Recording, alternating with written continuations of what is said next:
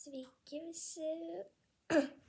Šiandien yra penktadienis ir mes esame Vilniuje ir šiandien nėjome į mokyklą.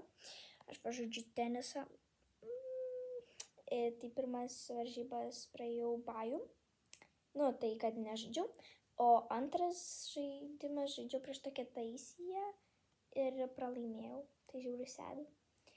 Ir po to trečias varžybas žaidžiau su Nida tokia. Ir laimėjau prieš ją. Tai va. Ir dabar nežinau, ką veiksiu, bet vakare liktais varysiu kažkur. Tai va. Tai likeikit ir subscribinkit, prašau. Ir aš filmuosiu tada rytoj. Ir kas bus rytoj? Jeigu spėsiu. Tai va. Ir gal dar nufilmuosiu, ką veiksiu vakare. Ok. Ate. Ačiū, kad žiūrėjot labai.